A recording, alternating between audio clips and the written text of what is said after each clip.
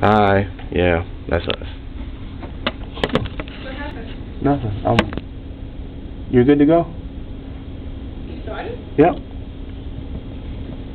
Imagine you have been chosen to deploy with one of the Army units to do convoy duty.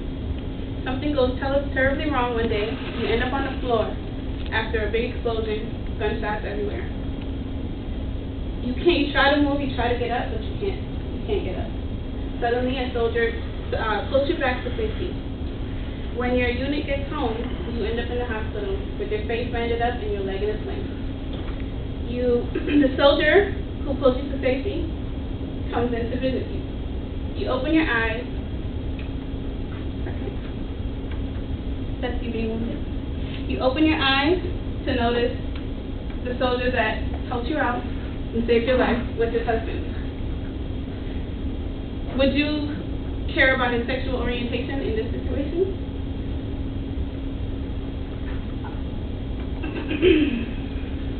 According to the Service Members Legal Defense Network, whose credentials are they provide legal services for everyone who has been affected by the Don't Ask, Don't Tell policy since 1993. They say that 73% of service members are comfortable with gays and lesbians. We are all in the military or have loved ones who serve in the military. It is important for us to understand that no matter what your sexual orientation, you should be able to serve in the military. Because that person, no matter what their sexual orientation is, could be the one that saves your life one day. Hello everyone, my name is Shayna Watkins, and I am here to talk about gays openly serving in the military. Today we're going to start and we're going to talk about the United States history and what it has done to help discrimination.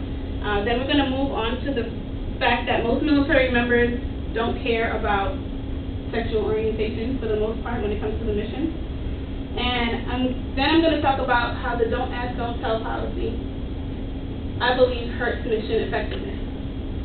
Now that you know what I'm going to talk to you about today, let's get started.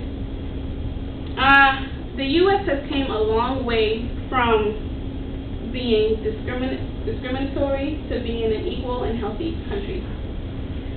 African Americans did not have equal rights until 1863, when the Emancipation Proclamation came about.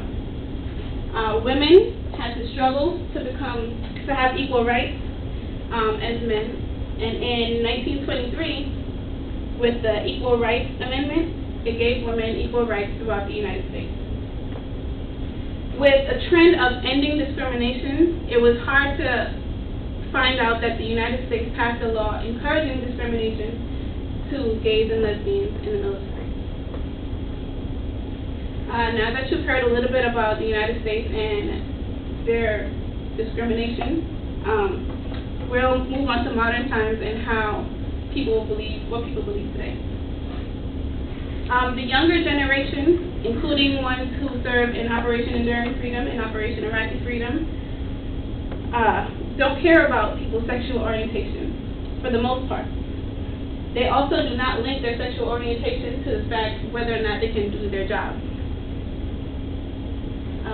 According to a poll conducted by the Service Members Legal Defense Network, 75% of Americans today are comfortable with gays serving in the military, which has went up tremendously from in 1993, where it was only 44% of Americans who believed that gays and lesbians should be able to serve in the military.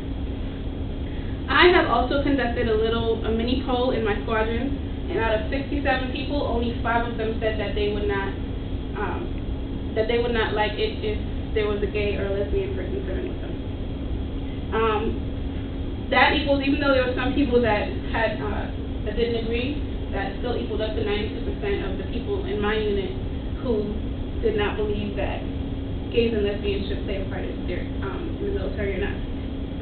Now that we see that people don't care for the most part about sexual orientation, we'll move on to why I believe that the Don't Ask, Don't Tell policy can can hurt mission effectiveness.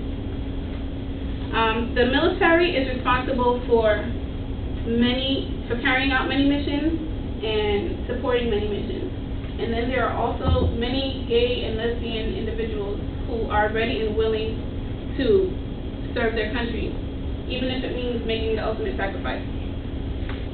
There are lots of,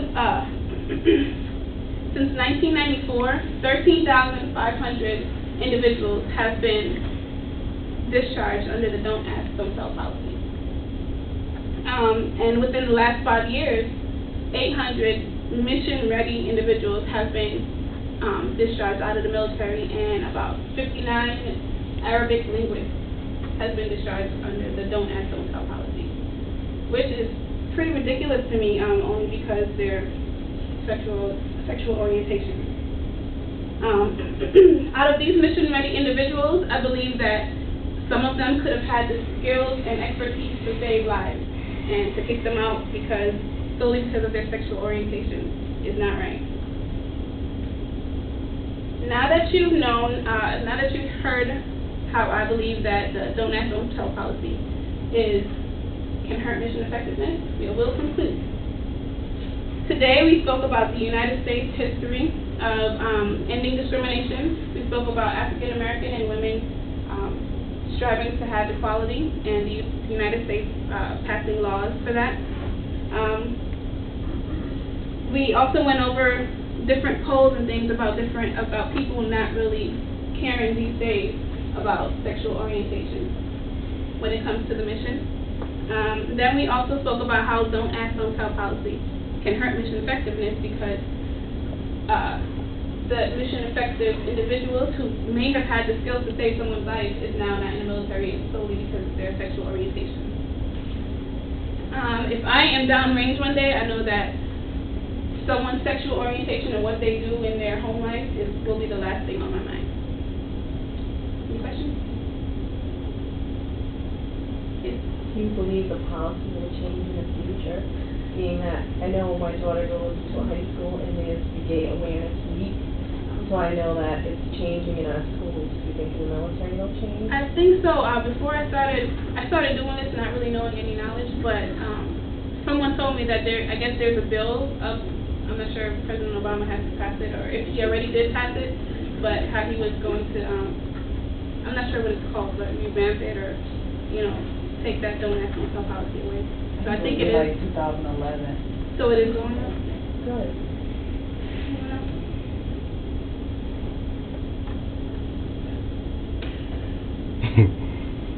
How many people that you polled, how many revealed that they was of another orientation?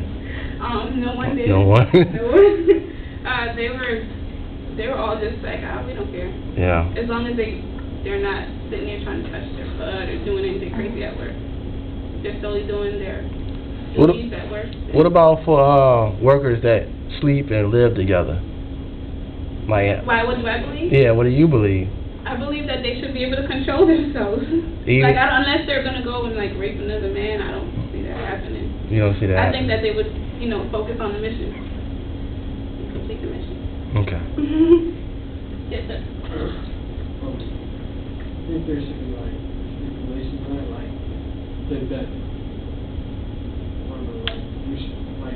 gay members should be able to march in the gay parade with their uniform on or anything like that. That's a little hard because I'm sure the United States wants to protect its image, and some people do look down on that. So. Well, for the record, you can't march and stuff in uniform anyway for organized group. So, I mean, that's pretty much already. Protecting their image, they probably wouldn't do that. Yeah. You need to be able to go on your own. Oh no. Without civilian clothes, not you. But that person may be able to go on their own. That's it. Is that it? That's it? Okay, thank you.